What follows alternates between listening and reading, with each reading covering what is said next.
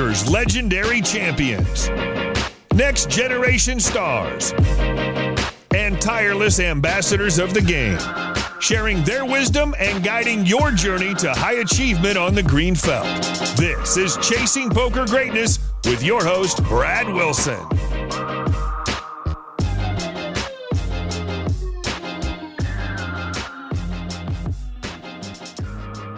Yo, what is happening, my friend, and welcome to another episode of Chasing Poker Greatness.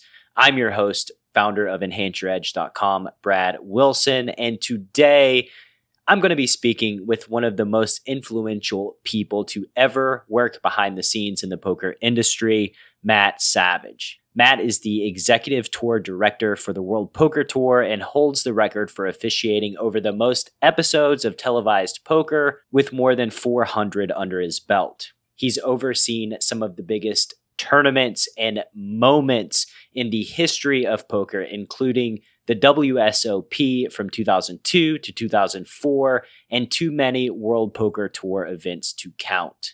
He also serves as tournament director for several well-known casinos and card rooms, including my old stomping grounds, the Commerce Casino, the Bay 101, and Thunder Valley.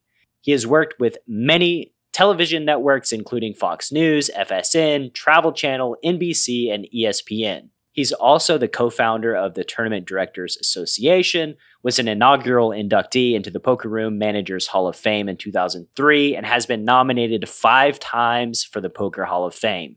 Matt has a singularly unique perspective on the game, with direct access to players and behind-the-scenes events that even journalists don't normally get to see.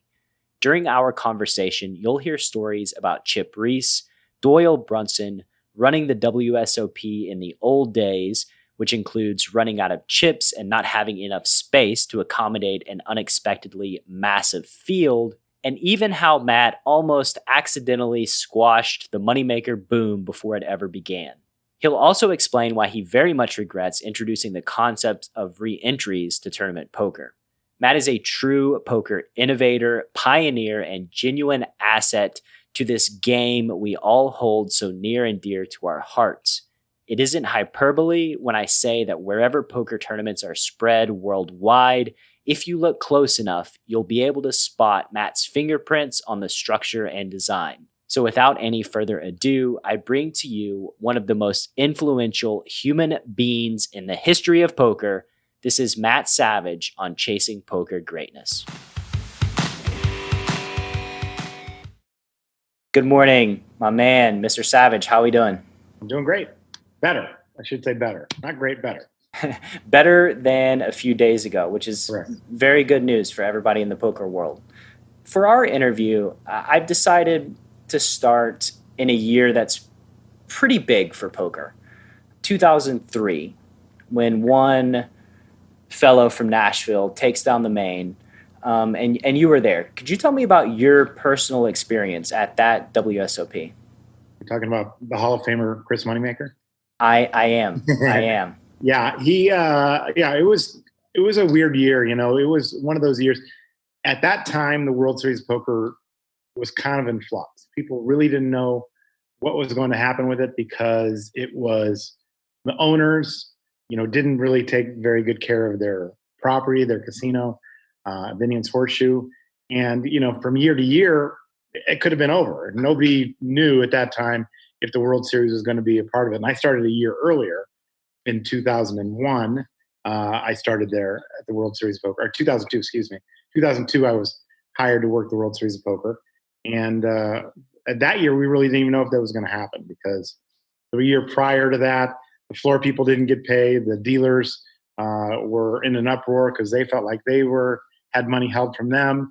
So, it was one of those times in poker that, the World Series was a big deal, but it wasn't anything like it was today. But, what we had that year was we had the internet boom starting. So, people were coming in and getting registered to the tournament off of the internet, kind of like Chris Moneymaker. So it was an interesting time. We didn't know how many players we were going to have, if we were going to go up year over year from the year previous. And then when we got the 839, it was just a huge number. People didn't know that we were going to go up that much. But the internet companies that came in and put these players in, like Moneymaker, really added a lot to the tournament. And that's interesting because reading your bio, you see that, you start the Tournament Directors Association, and then it's like the next year you start running the WSOP. And in my mind, I think, wow, like that's like prestigious. That's like a massive, massive promotion, a massive thing. But in retrospect, thinking like, oh, they didn't even know like it was gonna run, right? Like, yeah. In 2001 is when they started taking the 3% or the $600 for the buy-in, and they at that time didn't know how they were going to break it up for the floor staff, for the dealers, or for an entry fee. So at that time it was kind of an interesting thing, but the floor people didn't end up getting paid.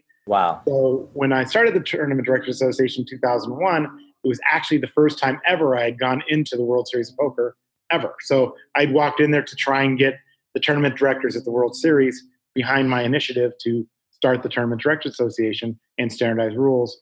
And they kind of looked at me and laughed at me and thought it was, something that had been tried before and was never going to work. So basically, because I started the Tournament Directors Association in 2001, that's why I was invited by Tom McAvoy, another Hall of Famer, to run the World Series of Poker. And people that were close to me, like I was pretty close to Linda Johnson at the time. She had helped me start the TDA. She said, don't do it. They're not going to pay you. It's probably a bad move for your career and all of that. But I thought at the time that, hey, I'm going to do this. Doesn't matter if they pay me or not.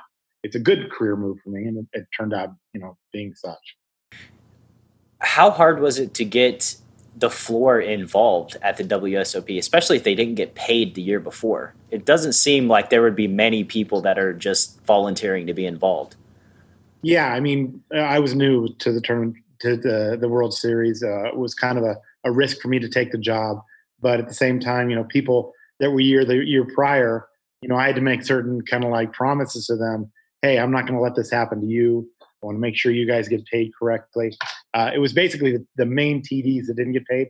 The floor staff did get paid and got paid pretty well.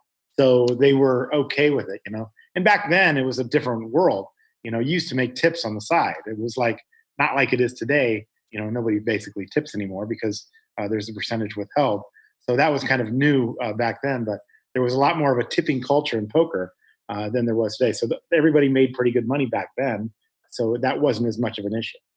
That's interesting. So tournament directors make less now because of the mandatory tipping? Is that the... I wouldn't say they make less, but I would probably say it's about the same. And, with inflation, about the same isn't as good. And I do believe that there was more tipping going on back then. So it might have been better back then. But, a lot of the players these days, and rightfully so, probably don't tip because they feel like it's already being withheld. So I understand that side of it as well. When there's money withheld, I never expect an additional tip or anything like that. It's always appreciated and nice, but it's come to be not expected anymore. That's for sure. Yeah, it's just interesting, like adding the mandatory and then the mandatory being about the same as it was before. I think there's always been a lot of generous folks in the poker community, especially when it comes to taking care of people. And that says a lot about the people that played pre-Moneymaker boom, just about how they thought about things. Yeah, it's definitely interesting, and it's definitely changed a lot. I talk to a lot of people now that I've still come to me for questions and answers, and people that are new into the industry, and they really miss the boat. It was a lot different back then. It was a good time, during the boom and before. It was a totally different industry, that's for sure. And you're one man that has lived through both worlds. Let's go to that tournament again, the WSOP. You called the final table, correct? Yes, yeah. I called the final table in 2002, 3, and 4. And what were your thoughts? Did it feel like a normal year at the WSOP? Did you have any expectation, when Moneymaker took it down, that it would have this giant ripple effect throughout poker? Well, it had a totally different feeling to me, to be honest, because it was the first year that 441 Productions had come in to film, to tape the World Series of Poker. So they were really taking it serious. they basically came in, Matt Morantz, Dave Schwartz, they came in and didn't know a lot about poker, didn't know a lot about the industry, but they worked their asses off to make sure that they did. And they came up to me and they had a list of pictures and slang and a lot of different things that, that I had already known because I'd been in it and been at the World Series in 2001 or 2002. But they asked all of these questions to try and get up to speed as soon as possible. And they really focused on the stories more than anything and on the players. And one of the people that was working on the production team had noticed the name Moneymaker early in the week and said, this is my guy. This is the guy that's going to win the tournament. Kind of legend at this time. But yeah, he ended up making the final table. So calling that final table, it did have a totally different feel to me. I think that the production value had gone up way higher from the year before. Norman and Lon were there first time. So I believe that had a totally different feel. And calling that final table, it was a little more nerve-wracking, and it was a little more interesting. And the one that was called the Bluff of the Century, if you go back and watch it on YouTube, you'll see that I did not hear Moneymaker say raise. I thought he had said call. So he looks at me on that video and says, I said raise. So in reality, I could have changed, history, right? Yeah. That bluff may have never got through had Sammy Farhad picked up on the fact that he changed his whole feeling and his whole, the way he talked to me about the raise. If that raise or that bluff had not gone through, who knows if we have a completely different story or poker's changed forever. Well, it's a good thing we don't live in that alternate universe. Yeah, that's correct. Where you killed poker forever. Yeah, exactly.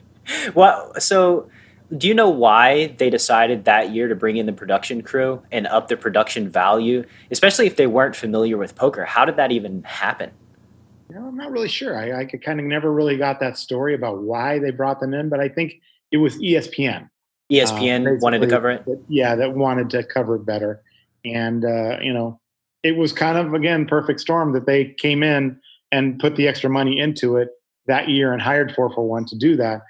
Because I don't think, again, we'd be there today where we are. And I think a lot of that had to do with the fact that the World Poker Tour had already started and, they saw some value in the content that they held with the World Series of Poker. And I want to go back and say that it's like a producer to see the name Moneymaker and be like, oh, this is my guy. He's going to win. Like it's such a random thing. Like this is obviously what he wants, the amateur name Moneymaker. But for it to actually happen is just, it's still incredible, the whole story. So you mentioned the WPT, and then after, there's the Moneymaker effect, and then we start booming. Actually, before we get into the WPT, you mentioned in 2004 in the main event that a bad thing happened. Could you tell me that story? Oh, in 2004, yeah. So what had happened in 2004 was that we I anticipated, it was actually the first tournament where we started using a day 1A and 1B. And now, like this is like almost every tournament that has a big guarantee has a 1A, 1B, 1C, all the way to 1Z. It seems like in some of these events. So I knew that we were going to be up year over year because we had the online influence and all the people coming back. So I split up the field, and it still wasn't enough. We had not enough tables. We were strewn from end to end of the casino. We almost got shut down because there was too many tables. We had tables all the way from one end of the casino to the other, all the way to Fremont Street. We had put up glass doors on Fremont Street that the fire department came down and said, you need to move these tables right now. So we ended up, it'd be blasphemy these days, but instead of shutting people out, which they did another year at the World Series of Poker, we got everybody in. We had 10-handed tables. And when we had to break those tables for the fire code, we ended up having some 11-handed tables. So, poker players today would just absolutely go crazy with the Twitter, the Twitter verse the way it is. They would have gone crazy with it. But they would, we had some 11-handed tables at the time. So it was kind of a crazy event. When we got down at the end of day one, we knew we were going to run out of chips, or the end of day two, we knew we were going to run out of chips. So we actually had to open up some players' bags and change them with higher denomination chips. And one person's bag I remember specifically was Phil Homa. He had just over 30,000 after day one. We had to open up his bag, and he had a bag full of chips and put in 3 10K chips and 3 $100 chips, just so we had enough chips to start the next day. Wow. That's a problem that you wouldn't think about happening nowadays. Right. Running out of chips. Yeah. And I actually didn't know that they shut people out of the WSOP one year. Was it the main event that people got shut out? Yeah, they shut people out. I believe it was in 2005. Is that the Jamie Gold year? What's 2005? Yeah, I believe that was the Jamie Gold year, yes. That was the first year it was at the Rio. Yeah. So they shut people out of the main event. Wow, I actually didn't know that. That's another thing that would just blow up everywhere, Yes. shutting people out of the main. Right. So after 2004, you stopped running the WSOP. Why did you stop running the WSOP? And then how did you transition to the WPT? Well, part of it was that it was going to have to be an exclusive deal. I would have had to stay on board and run just the WSOP and be a Harrah's employee. And so at the time, I had taken some jobs with Fox Sports Net. And that's how I ended up running, so many different shows that came out during that time with a lot of the internet companies. And it ended up being so I wasn't exclusive to Harrah's. I was able to do whatever I wanted to do. It was also the same time that they were going to have the takeover from Harrah's, and Harrah's was going to move the event because it, to be fair, it had outgrown Binion's Horseshoe. So they were going to move the event to the Rio or wherever they were going to move it at the time. And, it was one of those things where a guy I'd worked with named Howard Greenbaum said, I always have you in my back pocket if you are going to come back or want to come back. But at the same time, I was doing so many different other things and working for so many different casinos. It didn't make financial sense for me to be full-time with the Harrah's and World Series of Poker.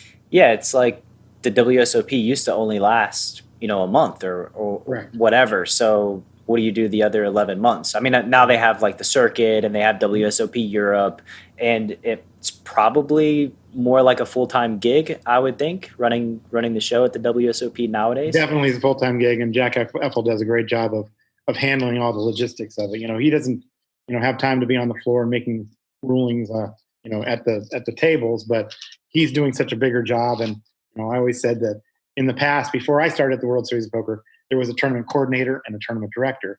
The tournament coordinator's job was actually a bigger job, a bigger title, had more responsibility, and I think that's the job he's doing today. He's actually not a tournament director, in my opinion.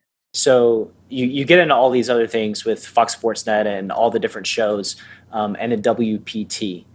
What are some memories of that time that you have running those shows?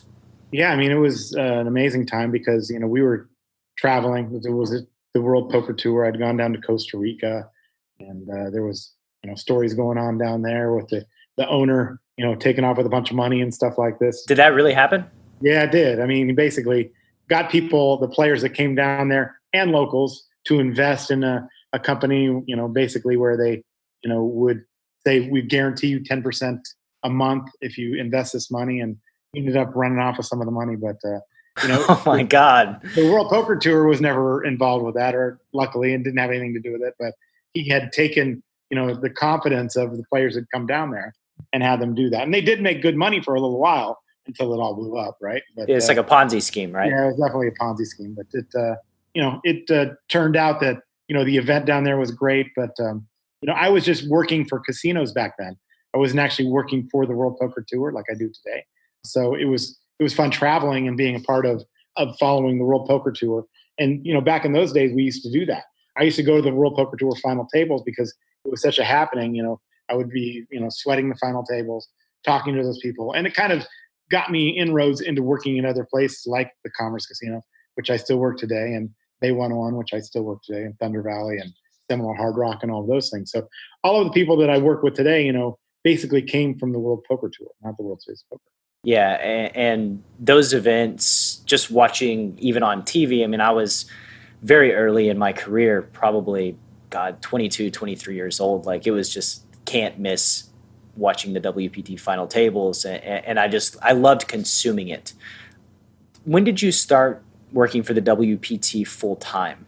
When did that Full happen? time, it started around 2012. I was hired to be the executive tour director. So, it's a job I still hold today. I'm the kind of liaison between players and the properties, and the liaison between the WPT and the property, and the players and the WPT. So I kind of have a multifaceted job. And we have not only the World Poker Tour main tour, but we have the World Poker Tour WPT Deep Stacks, and other national events that we still run in Europe and all over the world. So it's been a really a full-time job that keeps me busy all the time. But yeah, I love it. I mean, the people that I work with, the CEO, Adam Pliska, he really treats us like a family. My boss, Angelica Hale, always treats me, like it's more than just a job for them. It's more like a family, and we all look out for each other, and it's been great. I've really enjoyed my time with the World Poker Tour, and glad that it's continuing. It's amazing to be able to work for people that treat you like family. Yes, it's making money is a good thing, but fulfillment and happiness matter just as much. For sure. In your travels, what's your favorite stop? As far as just not even the playing, but just being in a specific location? It's tough for me to say. Obviously, I have deep ties to Commerce. I think it's the last bastion of no reentry on the World Poker Tour. So it's a $10,000 event. I really believe, them being a charter member, one of the first on the World Poker Tour, is a big deal. So, I love that event. Of course, when the shooting star from Bay 101 was on the World Poker Tour, that was one of my favorite events as well. Right now, Seminole Hard Rock to me is, just a massive upgrade of the property, and the things that they're doing there is just huge for poker. So, it's tough for me to nail it down to just one, but we just have so many great stops that have been on the tour for so long, the Borgata, and the Bike, and all of these places that have really founded the World Poker Tour and been there since the beginning, I think are a big part of why the World Poker Tour is still successful today. And I love Commerce. I have lived at Commerce at one point in my life. Basically lived in the hotel there, playing cards for 60 hours a week in their cash games. It's one of my favorite places to be. You mentioned the re-entries, and you had a hand in this, right? Like you had a hand in I basically this. started reentry, which it was not created to be what people think now is just a rake generating thing. It was not created that way at all. In 2010, I was trying to come up with an idea where I could have a small buy-in and a big guarantee. And back then it was a 335 buy-in for $1 million guarantee. Well, you can't just run one tournament where you can have that big of a guarantee for $300. So my idea was that if you played on 1A and you busted out, you could re-enter on 1B, and you could not re-enter in the same week. So what it did was it brought people back to the casino every day, which that's what tournaments are supposed to be for. They're supposed to bring you back to the property so you can eat there, so you can stay there, so you can play cash games. And that's what poker tournaments were for. And we think we've lost that over time. And I think that poker rooms have suffered because of it. Cash games have suffered because of it, because people, instead of going down and playing cash games or playing satellites, they are actually staying in and playing in the tournaments. They're just re-entering the tournaments over and over again. Now, is it fair for everybody that plays in those tournaments? Is it fair for the small bankroll players that these people are able to re-enter multiple times? Some people feel like it is. I'm not sure about that. What makes you not sure? I just don't think that. I think the deeper you are, the more money you have, the more likely you have to go deep into the tournaments. And I don't think that's fair for the amateur players. I'm all about satellite winners. I'm all about the little guy, the recreational player, the amateur player making the final tables and winning. I still think that's the key to poker tournaments, and I'd like to see that remain. So the fact that people are doing multi-re-entry, long registration times, multi-flights, all of these things, day 2 entry, all of that, I think that hurts the amateur player. And I think that we're seeing some of that on Twitter now with people complaining about it. But I knew this was going to happen. I knew it was going to happen years ago. I wrote an article about it, put it on Poker News about op-ed. But some of the properties and places see the reentry and the bigger registration fees as a way to make money. So I can't begrudge them that as well. Some of the events that have multi reentry are very successful. They're huge. Semo Hard Rock being one of them, Borgata being another one. Those are our biggest number events. So it's got to be a balance. I'd love to see our tour, continue the way it is, where we have some no reentry, some single reentry, and some multi reentry. So I think that we have a good blend of that on the World Poker Tour, but I think some of the reentry has gotten out of hand. When the casinos realize that they can scale something and make tons of money, it's kind of hard to flip that switch off once it goes, right? That's true, but again, on the other side, are they losing money on the cash game side? Exactly. I think Commerce has seen that, and we're actually running a series starting next week where we have no reentries in the entire series. Wow. We're going to see how it goes. It might fail, but we're going to see how it goes. And the people, the management at the Commerce have, basically drawn the line in the sand, said we're going to try it, see if it works. I mean, you have to try. You have to experiment and test things and see what works and what doesn't work. I remember going to LAPC, and I believe it was 2006, and playing in, looking at the rebuy structure. And Commerce's rebuy structure was different than the other places, where you started with fewer chips. And so rebuys were incentivized, but then as the tournament progressed, you were actually deeper and had more play, which I always loved as a structure myself. I thought that was just such a smart way to do it than giving people like 10,000 big blinds in a rebuy tournament and then taking the play out in the middle in the end. That never made any sense to me. Right, and I still do that today. One of the things I do is I will start with smaller time levels, like we'll start with 30 minutes, then we'll go to 40 minutes, then we'll go to hour at the final table, something like that to give more play deeper. And I am a true believer in that. I've always been a believer in that. I've always also been a believer that giving more and more chips every year is killing the industry, basically. That right there is the number one question that people ask when they call you on the phone. They say, how many chips do you start with? Not even looking at the structure, not knowing anything about the structure. They want to start with more chips. But what that does as an operator, it says that we've got to charge you more because now we have more staff at the beginning, we have more dealers at the beginning, we have more costs at the beginning. So therefore, giving you more chips is actually a negative for the player. It makes the tournament shallower at the end. And, it's a real problem. And it's not getting any better. As you see, tournaments are giving more and more every year. One tournament even gives $1 million in chips out there. And it's just not necessary. I worked at the World Series of Poker. It was dollar for dollar. So the $10,000 event gave $10,000 in chips. No one complained.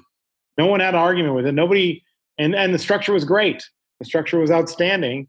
But people don't realize that, when we did that back then, it didn't matter. The fact that we weren't giving a lot of chips didn't make the structure bad. And even when I did the $1 million first reentry event, we gave 3,000 in chips, and got 1,770 players the last day, not entries, players. The last heat, where are all those players now? I think they might be burnt out from all the reentry.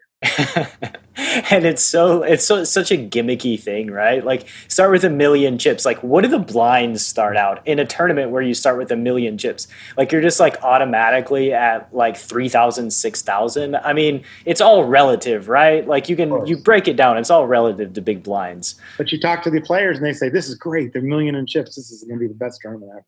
They have no idea that it means nothing.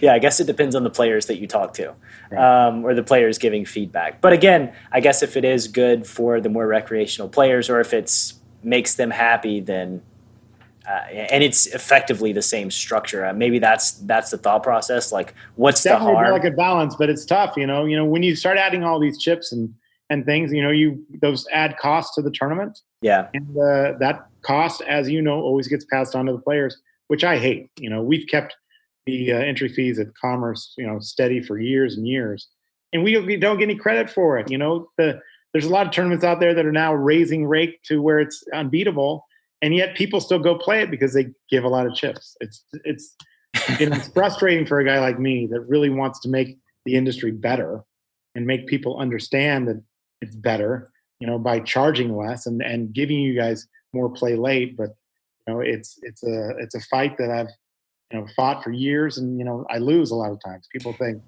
down the street they're giving you 30,000 in chips. Yeah, but the structure is a 6-hour tournament. Yours is a 12-hour tournament. How could that structure be better? How could that be a better tournament? It's ridiculous. Yeah, and that's the reason, by the way, why I was so excited or been so excited to have you on it and talk to you, because you just always seem to me from afar as a guy that genuinely cares about the player, genuinely cares about the game, and keeping the game healthy and sustainable and doing just what's best for everybody. Whereas in a lot of places, it's just all about how much can we take from the player. It's all about just maximizing revenue from a specific tournament series, which is obviously not very good. I mean, the Venetian right now, they have their whole thing. What are your thoughts on that tournament, by the way? Apparently, it's going to miss the guarantee. It looks like it might miss the guarantee, but it's one of those things that they have those promotional tournaments. Yeah. So as a player, you can choose to play it or not play it. But I think their whole intention was that we're going to miss this guarantee and we're doing it as a promotion. But they're not backing down from it. All the heat that they took from it, I thought they were going to change it or do something. They're not. They're not backing down from it. It's kind of interesting that they haven't, but they're even promoting it today as, hey, come on down. There's a possible overlay. So, I think a lot of people are just sitting back and waiting to see how it goes. But I looked at the list of qualifiers. I see a few names in there of people that said, hey, I'm going to miss this. But now, as a player, if you see it's going to miss this guarantee, are you supposed to go down there and play this event? Are you going to stand your guns and not go and play it? And we've seen this for years. I'm never playing at the Venetian. I'm not going to play there. Sheldon Adelson's the worst. He doesn't allow online poker. He doesn't want online poker. I'm never going to play there. Oh, yeah? Well, I see you guys there all summer. So what are you saying? Well, we can't miss the tournaments. Yeah, it's principles and ideals are one thing, and then you compare it to them having the opportunity to make some money and be involved in an overlay, then all of a sudden priorities start changing a little. For sure. It's pretty easy for me being in Atlanta. I can say, yeah, I'm never going to the Venetian. And that's an easy thing for me to say. So as players that frequent these events, the staff, the people involved in the industry, what can we do to make your job easier? As players, I think you could just try and understand that there's two sides of it. It's obviously a business. There's a business side of it, which I'm on, but I'm also on a very big player advocate. So I think knowing the rules is something I've always preached, because I hate it when these guys are playing in these big money tournaments and they don't know the rules. We created this TDA with the help of the players, dealers, and staffs and tournament directors and poker room managers from around the world to try and make it player friendly and consistent. Getting your little properties to use TDA rules, I think, is helpful for you as a player, because if you want to become a real player, you have to step out and go to the Las Vegas, go to the summer series that are here going on. And if everybody's not playing by the same rules, I think you're definitely behind the times, and you stand to risk making a mistake that could cost you a lot of money. So I think knowing the rules has always been important to me. But again, understanding the business side of it, knowing that the reason that these tournaments were even created in the first place was for cash games, and learning that to play cash games. If you bust out of the tournament, there's a cash game downstairs to try and get your money back, and that's used to be the way it used to go, but it's not that way anymore. So I don't know. It's tough for me to say what I would want players to do these days, because there's so many things I'd like to see change. But I do think that players, for the most part, are the most, not for the most part, they are the most important part of this industry. So as an operator, I always want to take their needs and questions and things and try and help them become better at their job, their profession, or their hobby. What would you like to see change? You mentioned that there are a lot of things, but what are some of the things?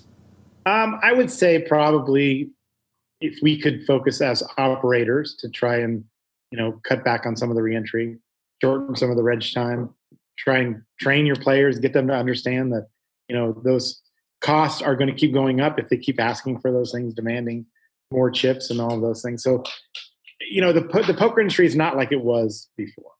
You used to have to go to the LA Poker Classic to play in a 1K event. You used to have to go to the World Series if you wanted to play in a bigger buy-in. Now there's a 1K tournament everywhere across the country all the time. So people aren't traveling as much. They're not doing it as much as they used to. Is poker, gotten smaller? Probably not. It's probably bigger than ever right now. It's just so spread out that you don't see those people traveling to these events. So what I want players to do. I'd want players to give credit to those of us in the industry that show that we care about you, versus just saying, no, they're giving more chips down the street, so I'm going to go there. You know what I mean? Yeah, support the right people, I think Right. is what you're saying. Yeah. And yeah, this is obvious, right? It's just how do we this is very embarrassing for me to admit as a cash game player who doesn't play tons of tournaments. I actually didn't know that tournaments were a mechanism to feed into the cash games. Like, I never even knew that was like the purpose of them. Yeah, that's all it was for. Matter of fact, the World Series was a convention of gamblers. So it was basically gamblers who would come in, play in the pits or play in the cash games, and then play the tournament. So, all of those guys that had, and this is why Doyle and Dewey Tomko and, Chip never cared about bracelets. They didn't give a shit about all that stuff. They cared about the cash games. They cared about all these tournament players coming in and playing in the cash games. So, they would have many more bracelets and many more accolades than they even do today if they played more tournaments back in the days when the fields were smaller and things like that. So they didn't care about that stuff. They cared about the cash games. And, that's what commerce cares about. They care about the cash games. They care about getting those tournament players into the cash games like it used to be. And that's what it's all about for us here. Yeah, that's exactly what it was. Tournaments were a mechanism for cash games. And at the end of this interview, if you get a chance, can you send me a list of the tournament series, the things that poker players ought to support? I'd love to share this with the community and very specifically say the rationale behind it, because knowledge is important, and a lot of times we just operate under complete ignorance and just do whatever seems appealing at the time. But if it would help, and I think it might, then I would love to have that. Yeah, poker players these days are smarter than they've ever been. They have choices in what they want to do, but I think it boils down to, I put up a poll years ago about what's most important to you: location, price, structure, all of those things. And the most important thing was location. The fact that if you do something in your neighborhood that's semi comparable to what they have at the big tournaments and big events, you're just going to stay home. So that makes sense to me. There's costs involved with touring and doing those things. So you've got to do what's best for you. But that's why with the World Poker Tour we really try and put things in locations all over the country, all over the world, so that people don't have to travel so far. And I really believe that, again, satellites are the key to all of this. So you have to have a good satellite program if you're going to have a good event. For sure. And it's an incentive thing too. For people that play online, you have to incentivize them to come to Vegas or come to LA and spend, $500 on a plane ticket and then, $140 a night to stay at the Crowne Plaza. All these expenses add up. And if you can play comparable things online, well, you're probably just not going to go. Especially if you have a family, if all these things are things to be taken into consideration too. What is up, you future star of poker, you? Coach Brad here, and I just wanted to take a moment to let you know about PKC Poker. If you're sitting there wondering to yourself, why is Coach Brad promoting this PKC Poker app thing? Allow me a moment to explain my why. Battling in cash games has been my livelihood for the past 15 years. It's how I survive and put food on the table for my family, which makes it imperative that I either test out or seek qualified opinions on all of the poker platforms on the market. One juicy find can mean the difference between a meh year and an amazing family vacation in Hawaii kind of year. With that said, I have tried almost all of the major poker apps on the market to date, and despite the hype about amazingly juicy games, have come away from the experience unsatisfied. I was just never able to find success against seemingly weak competition, and in one specific case was getting outright destroyed by passive villains playing more than 50% of their hands. What on earth was going on, right? After many evenings sitting in the bathtub, wondering if I had lost it, I finally dug into the data and learned something that shouldn't have been too surprising to you. These dudes were colluding and super using their pants off. So I swore off those free money, decentralized devil apps and decided to go back to my more familiar streets of ignition. It was then that I was contacted by a good friend of mine who turned out to be the vice president of worldwide operations at PKC. Him and I had a long, in-depth conversation about security, the ecosystem, and the future direction of PKC, and he managed to convince me to give it a shot. That shot turned into an incredible 6 months with an hourly rate that's about 5 times what it would have been playing on any other US platform. As it turns out, I didn't forget how to play. I just needed to be on a level playing field to return to my crushing ways. I have no doubt that you, my community, my audience is going to play online poker somewhere, and I want to be damn sure that you don't go through the pain and frustration I felt by messing around with any poker app besides PKC. This is why promoting PKC is a no-brainer for me.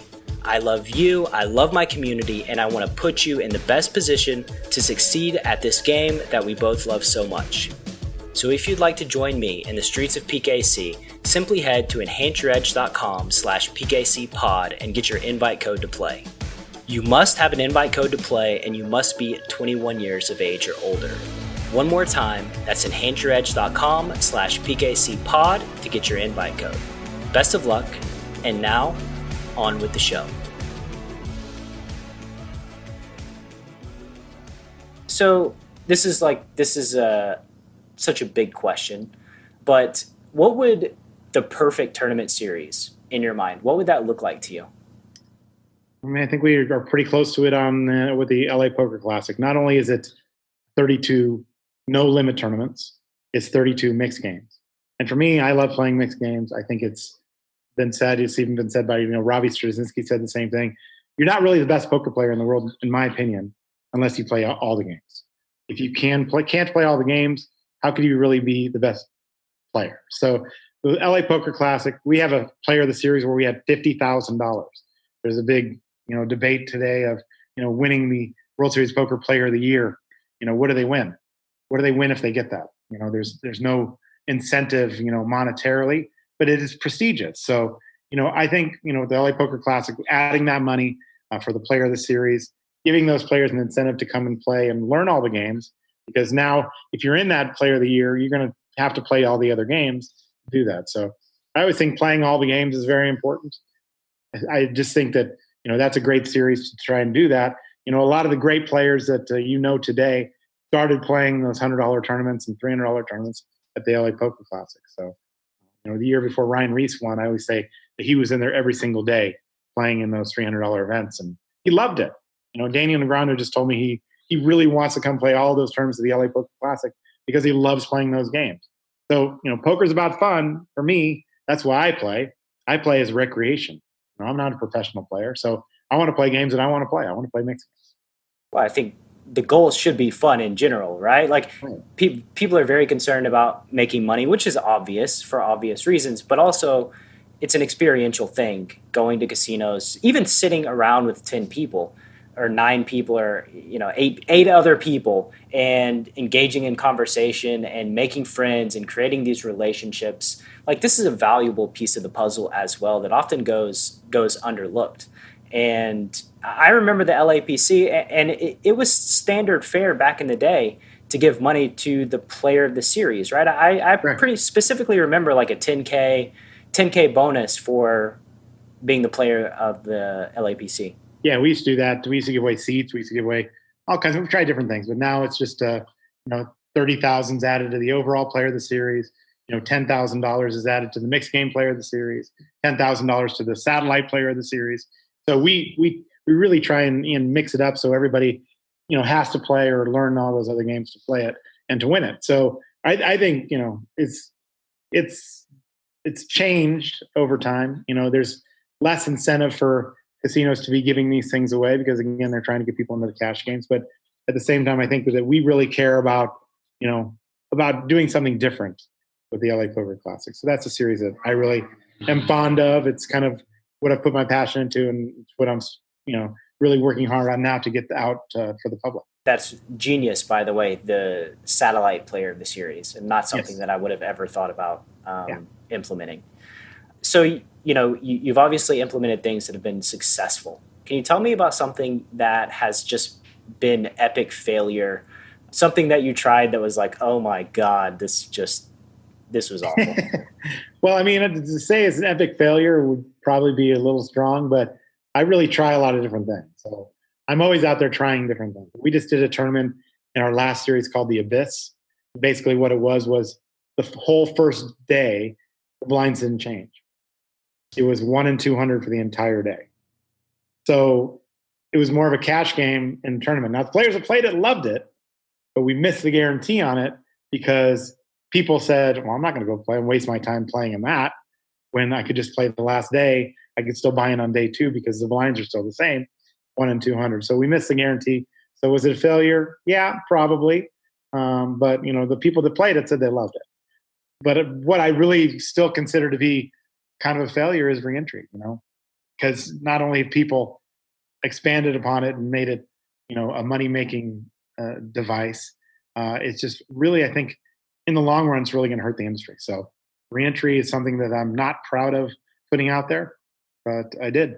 So, well, it kind of took on a life of its own. That's for sure. After it got introduced, and like I said, I don't play many tournaments, but then when I did get back into going to some series, especially after Black Friday when I had no option, but traveling, I did notice the reentry tournaments, and there was just wildly different experience than before, where people complained about rebuy tournaments and being able to just rebuy whenever you busted, and reentries are just a whole nother animal.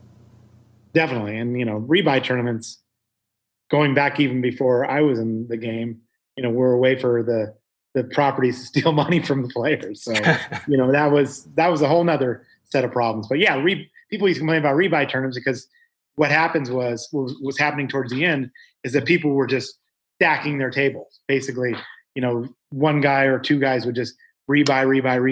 And as soon as that rebuy period was over, their table had all the chips. Now they're a huge favorite to win the tournament. Daniel used to do the same thing.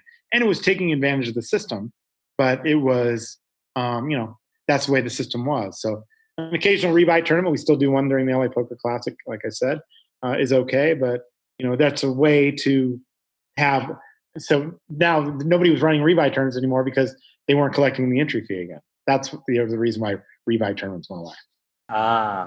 Yeah, I didn't know that actually. Yes. And I mean, you can't hate Daniel for just going all in and rebuying over and over and over and over again as a strategy because it's within the parameter of the rules, right? Like Correct. Even the thing that drives me absolutely crazy, the stalling, is within the parameter of the rules to a degree. And so until the incentives get changed, nothing's going to change. Players are just going to keep acting. Calling the clock's also in the parameter of the rules. And I encourage anybody out there that has somebody that's stalling your table to do that.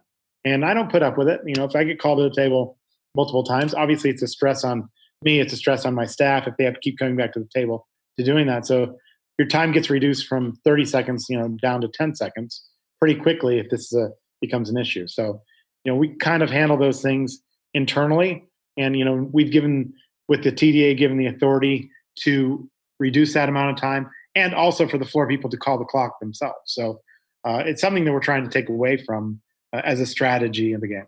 It's so hard as a player because you don't know what people have, so you don't know how critical or close their decision is, and it's sometimes hard to. You don't want to call the clock on somebody unnecessarily, and I think that's where people err on the side of caution because you don't want to come off as a dick by just calling the clock when somebody's got a critical decision. And just it being in the hands of the players just creates this other thing it's all animosity situation where, you call the clock on me, I'm going to call the clock on you, and all this stuff. So it becomes a problem.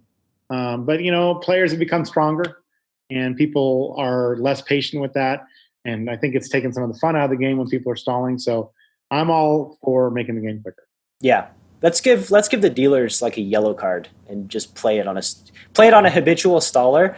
They do it again, give them a red card. I would like to see like a consultant come in and just be able to quickly analyze the situation. And a dude that gets red carded, they look and see, oh, he's tanking under the gun with Jack Deuce off. Okay, you get an hour penalty or 25% of your stack. Let's hurt this guy. Like, I mean, there have to be incentives to stop people from doing it, right? That's the only way it happens. Jordan Chris would never be able to play poker anymore. That would not be good. Who? I like Jordan Christos. He's the world-class staller that is always causing issues in tournaments. Yeah. But I like the kid. He's a good guy. He's a good guy. We talk all the time. So He's just a very deep thinker. he's a very deep. Yeah, he says he has a big game tree. And others don't, so they don't understand. This self-professed smartest guy in the game. That's why he's going to take so long. Yep. So the process of getting a rule changed, especially when rules become uniform across the board, what does the process for implementing a rule change look like today? Well, for us, it's with the Tournament Directors Association. It's pretty easy. Our summit is every other year. It's grown from 25 card room managers from around the United States in 2001 to over 200 people came this year from all over the world, players, dealers, floormen, tournament directors, card room managers, operators have come in.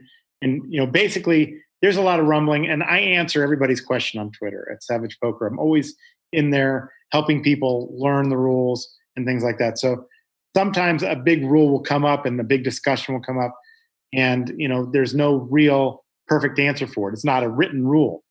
So what will happen is I will take that notes down, or somebody will send me a note and say, hey, let's discuss this at the TDA Summit. We will bring up the rule for discussion. We have half the room wants one way, half the room wants the other way. We end up, kind of like a jury. We push it back and forth. If we can't come to agreement, it's not going to be a TDA rule. If we can get it up to like 80%, the people that are on one side, we'll try and push the other 20% to say, hey, let's try and make this a rule. If it is a rule, at least it's better for everybody involved because it's a standard thing. So now the players aren't affected when they go from casino to casino, and the rule is different from place to place. So if we can get everybody doing the same thing, that's better to back away from your theory of how you like the rule to be, to have it the same as everybody else. Now you even have backup.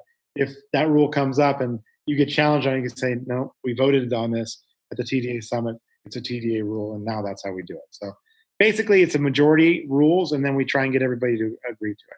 If we can't get something that is agreeable by everybody, we generally don't make it a rule.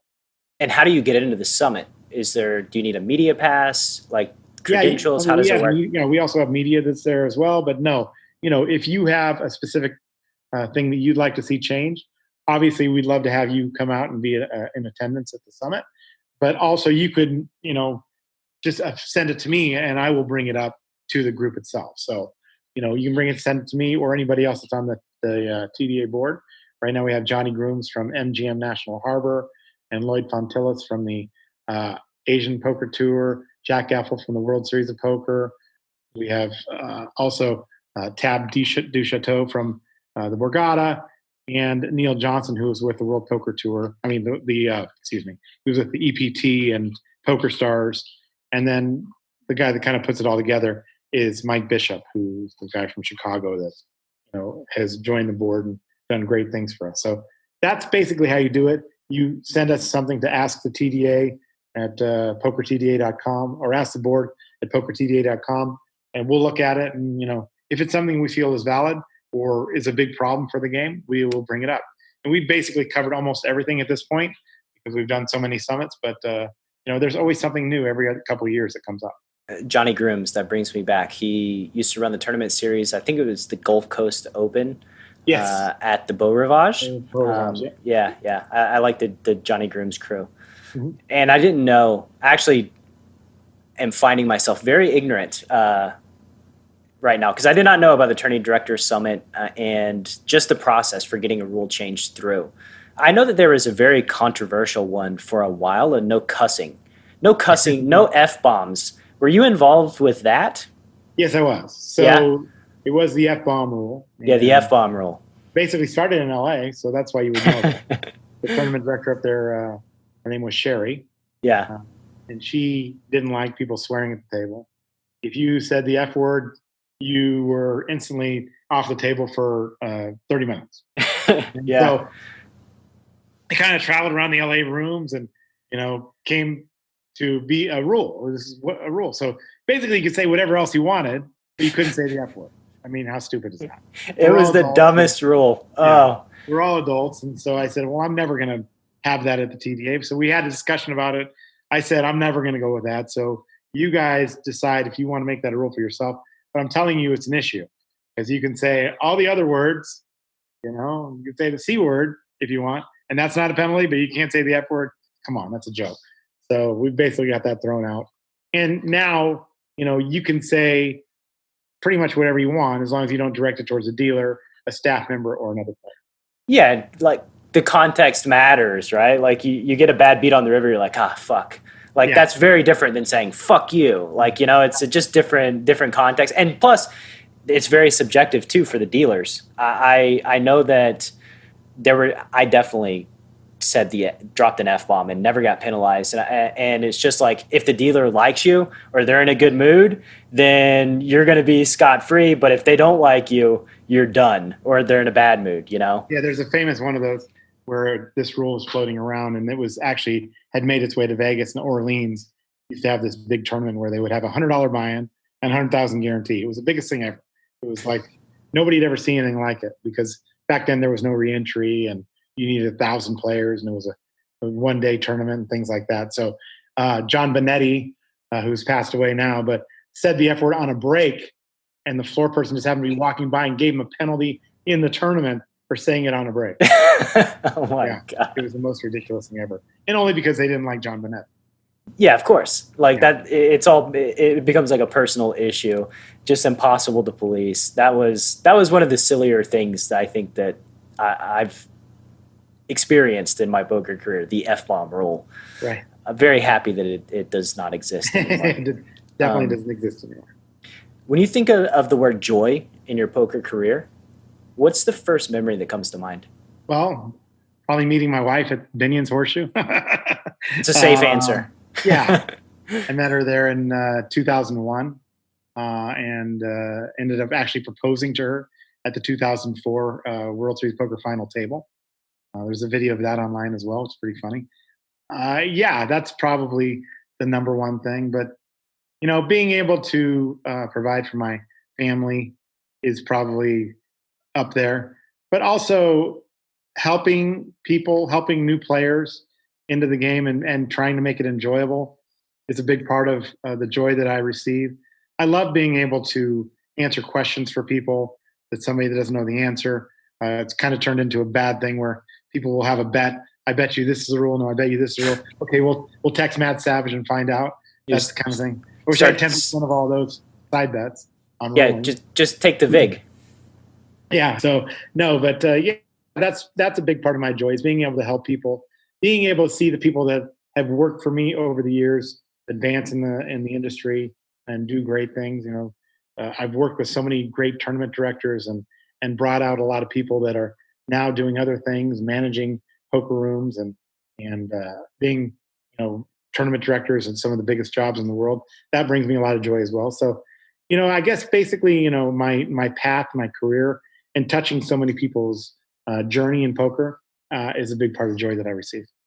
I believe that, and it's all about positive experiences for people, and you've definitely provided more than your fair share throughout your career. When you think of pain in your poker career, what's the first memory that comes to mind? Probably the amount of time it's taken from my family. That's the biggest probably regret that I have is that, even though I'm really a big family man, I love being with my family and traveling with them and having the opportunity to do that, not being at home for, some key things. And my son's life is probably the biggest amount of pain. And being here, even when I'm here, I'm always busy answering emails and social media and things like that. So to me, that's probably my biggest pain. It's going to be my biggest regret. I know that is not being a part of some of those special things that, and missing some of those things that of my son growing up, my daughter growing up, who's now moved out now. But that's probably the biggest amount of pain that I will see now and probably in the future. And just from the poker player's perspective, I'm very grateful for the time and energy that you've put into making, improving the game and making it such a great experience. And it hurts me that it's cost you so much time with your family. and that you've been very selfless with your time. And hopefully, stop texting Matt so much. Let's give the man some time. Well, I mean, this last week I was in the hospital, and just knowing, my wife took away my phone for a few hours, and even while I'm laying there in bed, I'm thinking, man, I'm gonna have so many notifications when I get my phone.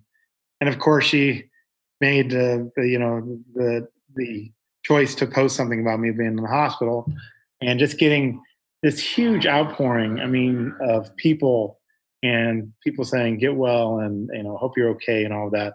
It's satisfying. It makes you feel like you've made a difference in a lot of people's lives, and that goes hand in hand with some of the time I've been away from my family.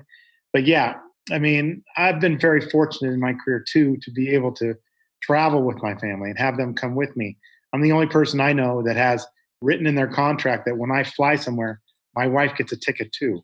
So she gets to fly with me wherever she goes. She's kind of like the poker mom, She she knows so many people through this industry as well. So we've seen and met and been a part of so many people's lives and met so many great people through poker that that's the positive side of it. But there's definitely a downside of that too. And I mean, there's just a class act, right? Like written into your contract, your wife travels with you, making that a priority. And it's probably something that, again, lots of poker players don't think about, the times that even dealers that travel and deal these events, how much time they have to spend away from their family in just, foreign environments for these poker tournaments, so that you can show up and 1,000 people can play and you can get dealt cards. People give up a lot for that. They do, and it's tough. If you are a poker player and your spouse doesn't play poker or understand it, or if you're working in this industry and they don't travel with you and work in the industry as well, it's tough. You see it. There's not that many successful poker players out there that have successful marriages and lives and families, because it's such a drain and such a tough thing. I have the ultimate respect for those people that can balance all of that and make both sides of their both career and family life successful. So there are a lot of people out there that do that and balance that correctly, but I know it's very tough. It is tough. And I'll tell you, that's when I stopped playing live poker, was when I met the woman that would become my wife. And all of a sudden, living at the Commerce Casino thousands of miles away, living out of a suitcase didn't seem so appealing anymore when I had options to play online. And then basically, things got serious very quickly, and then we got married and still almost never travel for poker. Well, you probably saw David Baker. You probably saw David Baker when you're out at Commerce, but he's lived there too. He's lived there now. He's a poker player. He plays poker, and his wife Nicole, has just done so much to back him and be a part of that and understanding. And he just won the LA Poker Classic, and you could just see the relief come off him at making this big score. And his wife in the audience, at the new esports arena, they could see the relief, and he was very emotional because he knows, the toll that it's taken on their relationship and how much she's put up with. And he credited everything he did to that point to her. And I think, you see stuff like that, and it makes you feel really good about some of the choices and things that you've done in your life and changes you've made yourself, to be a part of the family. It's tough. It's not easy. So I understand it being on the other side. People a lot of times say, well, you're not a player, you don't understand. I understand. I do. I really do. I mean, this is like in your job description, right? Empathizing for the players, Sure. Thinking like a player. No one's heard more bad beats than me. No. That infinite. I've heard way more bad beats than anybody on earth. That's a fact. Yeah, let's. I'm not going to add to that. I'm not a bad beat teller. Don't really like hearing the bad beats. I can't even. What's the over under, you think? Oh man, it's tough. That's tough. I mean, I've worked so many tournaments in here, 10 a day, 20 a day, and I always listen to them. I may not be totally listening, but I'll always say, "Oh, that's a tough one, man. That's I don't know." Wow, it's actually, when people say a million, they don't really mean it, but I've probably heard a million. A million bad beat stories. That's a lot of bad beats. Yeah. That's a lot of time spent listening to bad beat stories. Holy cow.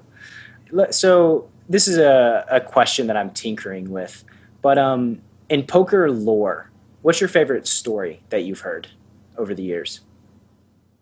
Well, I didn't know Stu Unger, but I know people like Stu Unger. I know, the stories that Mike Sexton tells. He's a good friend, dear friend of mine, about Stu Unger. I wish I would have known Stu. I actually feel like, I was a big part of a lot of people's lives early in my career. It would have been cool to be able to make a difference in someone's life. He was lost, and people say that, but I think I've helped a lot of people.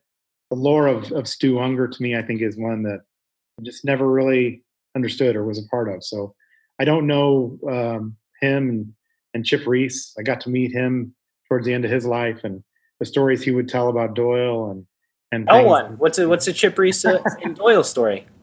Well, Chip Reese says that Doyle Brunson's a real asshole. He used to say he's a real asshole because you guys, when the TVs came in and covered him, and he was always this nice, jolly guy, Mr. Poker, never nothing but a smile, signing autographs and all that stuff. But before the cameras were there, he was a real asshole. That's what Chip said. But they were best friends, so he could say that. Yeah. Probably out of line for me to say that about somebody. But no, I love Doyle, and I only saw that side of Doyle, so I never saw the stuff before that. But he's probably just messing with him. Yeah, I don't know. Believe me, he was. He was probably pretty good at bluffing, though. Oh yeah, probably okay. Doyle's an amazing person. I mean, Doyle. Look at him; he's still playing poker at his age, and seriously, it's crazy how amazing that man is, and the journey he's gone through. From Texas to here, it's like crazy that he's still playing the game and still loves it and can't live without it. So it's awesome. He's kind of a testament to all the young poker players out there. If they can do what Doyle did or come close to it, a tenth of what he did, they probably had a successful poker career.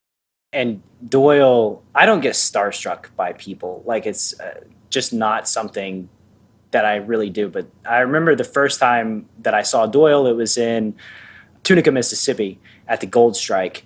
And just couldn't even, it was like, just look at him and then can't make eye contact. Like, I just, it's like me, it was like meeting my hero, like just reading Super System, because Super System was pretty much it for, as far as I'm concerned, like high quality literature back in 2004, No Limit Hold'em specifically.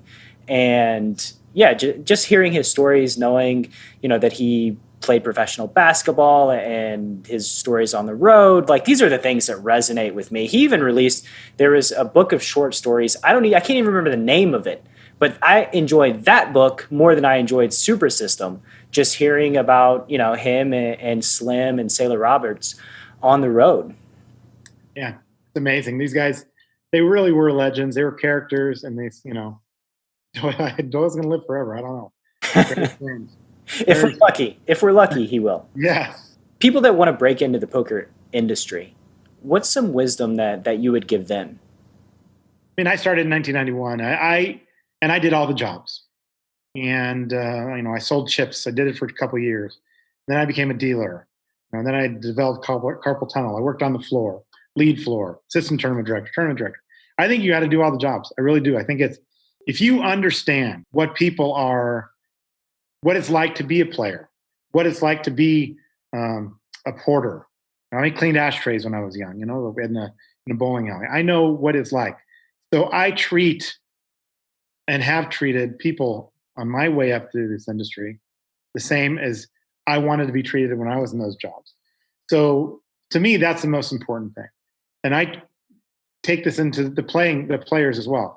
I treat the 1-2 players the same way as I treat the 100K high rollers. I treat them exactly the same. I give them the same fair rulings. I give them the same, tough rulings. I give everybody the same treatment. I like to say that I treat everybody as if they just walked up and handed me a $20 tip, and it doesn't happen anymore, but back in the day it used to. But if you treat everybody the same as if they were, a generous person to you and friendly to you, you're going to be a lot better off, and you're going to go a lot further in this industry. But learning everything, learning every job, and understanding what it takes to do those jobs, it's a big deal. I still bust tables every tournament I run. So I understand what's them. I try and be friendly with everybody, and I think that's taken me furthest in my career. And it's hard to have expectations of people if you don't understand their responsibilities yourself. Definitely. That's why, when you're doing like digital marketing or online entrepreneurship, whatever it is, you need a cursory understanding of the things that you're paying for, the things that are going on. Because if you don't, you have unrealistic expectations. You don't know how to dole out responsibilities. It's just a good lesson in life to learn all the different functions of whatever you're trying to do. Yeah, I truly feel like I'm the best in the world at what I do. And some call that arrogance. I call it confidence. But I don't think I'm a better person than the people that are, picking up garbage. I don't feel like I'm better than that person. I feel like I'm better at my job than anybody else, but I don't feel like I'm a better person. I have my faults every day. My wife points them out all the time. Yeah, I don't feel like I'm a better person, but I am confident in what I do. I love what I do. I love the position that I've earned and come through in my career. But again, I think that respect for somebody as a person is super important. It takes you very, very far. And I don't think it's arrogant to say that you're the best. I believe that you are the best at what you do as well. And I also know that there's humility there for somebody that wants to experiment, that wants to try different things and learn and test and grow. And that's part of what makes greatness, in my opinion. The never resting on the way that things are, experimenting, and just always trying to make poker a better experience for everybody that plays the game. Yeah, and I admit it when I'm wrong too. I mean, I obviously have made mistakes, missed guarantees, things that happen in my career that I'm not proud of. But that's all part of learning and building and becoming a better person too. You mentioned making it tough rulings. Any like major tough ruling? What's the toughest ruling you've had to make? Well, I mean, I feel like my favorite ruling or the toughest ruling I made at the time was, I've told this story before, was back in the 2002 World Series of Poker. There's a guy that named Russell Rosenblum, and I was new. I was green. I was first time I'd worked the World Series of Poker, but I came in with confidence and knew the rules, which was good. But I'd come to the table and he had made a bet, and Julian Gardner, the guy that came in second in the World Series that year, moved all in, I believe, and was about 10,000 more. And he said all in, and the way he said it, Russell leaped from the table, ran from the table to the other side of the room. His man was still in front of him. And I walked out and said, "What are you doing? What's going on?" "I fold, I fold, I fold," he said. So I make my way back to the table to fold his hand. And as I'm doing that, he's catching up to me behind me and realizes that it's only 10,000 more. And so I said, "No, Russell, you said you fold. When the action's on you, you folded your cards." I folded his hand, and he would have busted Julian. He had two jacks. Julian had two fives. He would have busted him out of the tournament at that point. Julian wouldn't have gone on to win 1.1 million. And luckily for Russell, this was about 25, 28 left, something like that. He ended up making the final table. So, that whole thing could have changed the course of history, would have changed the course of history for Julian Gardner, probably goes broke in that hand. But at the same time, it was the correct ruling. So I still think that's my favorite ruling, my best ruling. Jesse May wrote an article about it, about that one ruling, and kind of gave me the confidence in my career to do what I've done because, this article that Jesse wrote, it's interesting. It was an interesting story, but, Jesse saw that in me back then, and I always give him credit for helping me in my career. That's unbelievable. Probably not going to find that in the TDA rule book. Dude sprinting away from the table Yes. With his live cards. Correct. Oh, I can just only imagine the amount of just odd things that you've seen running poker tournaments. Like, you see it occasionally on the TV, people throwing a shoe on a table and just like all kinds of absurd behavior from human beings in poker. I've been lucky in my career not to have a lot of those things happen. I was proud of the fact that I had not thrown anybody out of the poker room. And basically for the first 15 years I was a tournament director. 10 years I was a tournament director until they actually had a physical fight at the table. I couldn't do anything about it. They had to go. But yeah, I was lucky. You know, I'm able to diffuse situations and so they don't escalate and become a big problem. And, you know, haven't been able to or come across anybody that's actually, you know, gotten in so much trouble that they needed to be excluded or removed from the poker room. But, you know, it happens.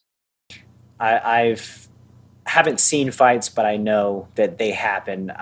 People have been escorted out of the Commerce Casino for fights. I believe when I was living there, these two guys got into a fight one time, and somebody grabbed like one of the circular trays that the cocktail waitress has and like chunked it like overhand, like a disc at another guy. Yeah. Just pretty absurd. In our emails, you mentioned the Poker Hall of Fame. And I know that you've been up for the Poker Hall of Fame. I believe it's 4 times now. Yeah, I was been nominated 5 times, 4 years in a row, which is, I think, the first person who's ever been nominated 4 years in a row. And this is, you know, it's something that is important to me and I care about. I want to leave a legacy for my family and you know what I've done in this industry, but I've not yet been nominated.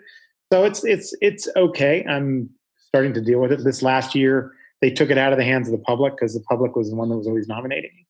But, you know, now it's been taken over by the World Series of Poker.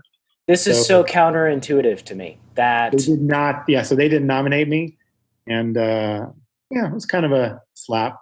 You know, I understand that was probably part of the motive a little bit, which is fine. And, you know, the fact that it's run by the World Series of Poker, it shouldn't matter this much to me. The World Poker Tour, like I said, is a great family. And, you know, they've put me up for what we call the WPT honors. And I think that's a big deal to me. I'm excited about being a part of that. And like Adam Pliska, you know, has really been a mentor to me and somebody that I look up to. So that in the end should be the most important thing. You know, having my wife happy with me and my family happy with me should be way more important. And I'm starting to get the hang of that. You know, those people that were nominating me for the Hall of Fame, they weren't sitting in the hospital with me a couple of days ago. My wife was. So that's what's important. That's what I should care about. 100%. And I didn't know that the WSOP was in charge of the Poker Hall of Fame. Like I didn't know that was a thing. Yeah, it was kind of independent, but now it's kind of fallen under their umbrella, so they're in charge of it. And so who knows if I'll ever get nominated again? I don't know. So we'll see. You're a Hall of Famer to me, sir. Thanks. But I guess I'm part of yeah, that's what matters. And I guess I'm part of the public, so my vote doesn't matter to the WSOP at all. There are those. Daniel feels like it should be only players. He feels like people that have made a difference in the industry shouldn't be in the Hall of Fame. I totally disagree with him. I disagree. I'm friends with Daniel, and you know, we go back and forth on it. But you know, he has influence over there, so I'm sure what some of the stuff that he says means that there was 10 people nominated. They were all players. So you know, maybe that's the way they're going now, and maybe that'll never change. But you know, it's tough when you hear people that you respect, like Daniel, Phil Hellmuth, and stuff like that say, "Oh, you know, later on you'll get in, no problem. You're a Hall of Famer." But for now, it should be just players. You know, it's kind of one of those things. I've done so many things for Phil in his career and helped him in every way that I can, and shown respect for a lot of different people, a lot of players that, you know, and try to diffuse situations in their career that, you know, have made them look bad. You know, Phil Hellmuth's done a lot of things in his career that, you know, aren't positive for the industry overall. But himself, he's a huge positive for the industry. So, you know, I love the guy. I think that, you know, without characters like him, we don't have what we have today. So it's just one of those things. It kind of hurts a little bit to hear those people say that. For what it's worth, I absolutely disagree, because there's innovations, there's people that grow the game, people that love the game and dedicate their lives to the game that just aren't players. Why penalize them if they've given as much as anybody else? You know, their blood, sweat, and tears. Yeah, I've definitely been I've worked as many hours as a pro poker player for the last 20 years. That's for sure. Probably more than most. And I always like to say I've been at more final tables than any of them. I will say this about Phil Hellmuth, though. There's nobody that played the poker boom better than Phil Hellmuth.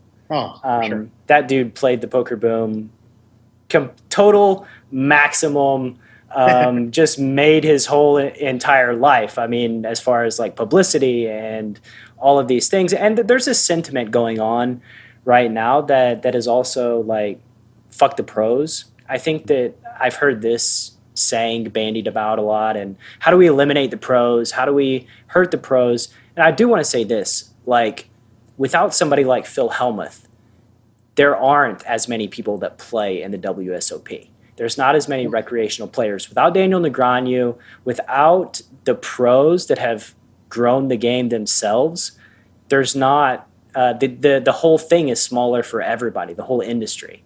And I mean, there's nothing more comes more light to that than like a guy like Chris Moneymaker, who did make the Hall of Fame this year. But there are so many people that say he's not a player, he doesn't belong in the Hall of Fame. Of course he does. Of course he belongs in the Hall of Fame. So many people, he's done a lot. He's in for not being a player, in my opinion. He's in for being, who he is and what he's done and the things that he's done for poker.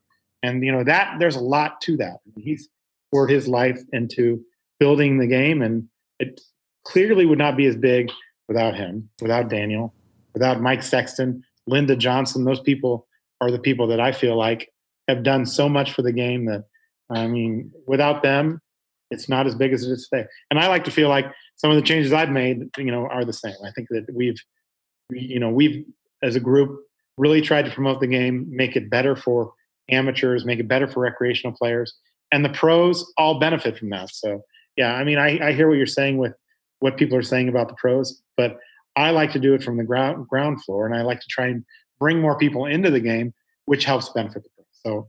So, to me, again, I have a ton of respect for the pro players, and I understand that, but they should also understand that, us trying to have more satellite winners and have more people come into the game is also benefiting them. Yes, you just have to take a zoomed out perspective and see the whole picture instead of just your one sole perspective that you have as a pro.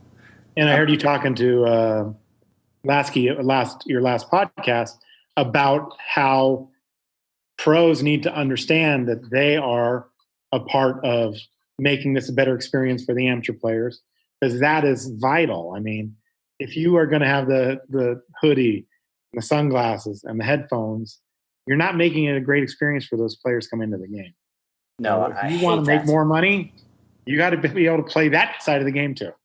Yeah, and this is it's such in cash games, especially like the high stakes cash games, it's everybody kind of gets that that's part of the gig, right? Right. That experience, people having a positive experience, whether they win, lose, or draw, is just massive for the sustained health of poker and the games that they play in. Like, nobody wants to lose a massive pot and be called a fish or be called a whale or get berated. Nobody wants to sit there and battle against 8 dudes in hoodies and sunglasses that never speak or have conversation.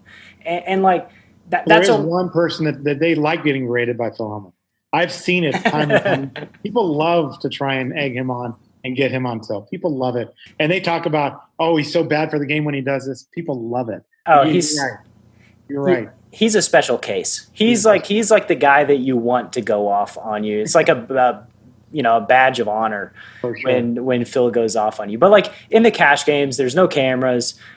Half the job is entertainment and creating relationships. And I can't even tell you how much value I've gotten from just speaking to people who are very, very successful. Like somebody that's not good at poker but has the disposable income to play high stakes, almost always ultra smart, have can just in conversation give you so much value just talking to them, life wisdom, business advice, and they're all very, very generous with their time and energy as well.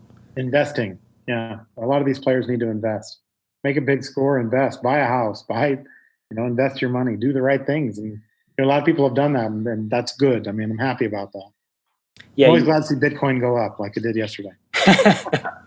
Yesterday was a good day for Bitcoin. I went to sleep and I woke up and I was like, holy shit, what happened? It's been a bad few months, but last night was really good. Yeah. At the end of the day, when your career is over, which is hopefully a very distant future, what kind of legacy would you like to have in the poker world? Definitely one that's the person has made a difference. With the TDA, I think that that's going to be my legacy, the Tournament Directors Association. and the amount of people that are kind of in my tree, like if you look at the amount of people that are around the world now that I've worked with and have worked for me over the years, it's a great group of people that understand that the players are first and most important, and that it's trying to grow the game. My legacy would hopefully be one of an ambassador, as well as a tournament director, as well as executive tour director, but somebody that cared about the relationships and making the game better for everybody involved, and making it enjoyable. All of those things are important to me. It's not a job to me. It hasn't been a job to me. It's been more of a passion, and it's been not even a passion. It's weird to say, but it's not even been a passion about poker. It's been a passion about relationships. And so I think that those things are what is important to me, is to try and leave a mark on the game that when I came into it, for the TDA in 2001, until I get out of it, I made the game better. And I think I can already say that, and I hope that continues, and hopefully that's the legacy I leave. Well, whether or not you make it to the Poker Hall of Fame, you've made a difference. You've improved the game, and please, for everybody's sake, keep experimenting, keep learning, keep innovating to make poker a fun experience. Because when poker is a fun experience for people, they tell other people about poker. They talk about it. Poker grows organically. And when poker is a miserable, crappy experience, they tell people that it's miserable and crappy, and the industry as a whole just doesn't grow. Right. That's for sure. Matt, it's been just an amazing honor having you on the show. I'm very grateful for your time, especially I know you've been sick this week. Thank you so much. Have a great day. Spend the day with your family. Awesome talking to you and having this interaction. Thank you so much. Anytime. And, I'm happy to help promote your podcast and get it out there. I've enjoyed listening to the ones I've listened to so far. So thank you. Thank you so much for listening to this episode of Chasing Poker Greatness. If you haven't yet subscribed to the show, please take a moment to do so on Apple Podcasts or wherever your favorite place to listen to podcasts may be. And once again, I wanted to let you know about PKC Poker. If you're on the lookout for a new poker platform where the games are safe and secure and the action's amazing, head to enhanceyouredge.com/PKCpod to get your code and jump into the games. You must have a code to play, as well as be 21 years of age or older. One final time, that's enhanceyouredge.com/PKCpod. Thank you so much, and I'll see you next time on Chasing Poker Greatness.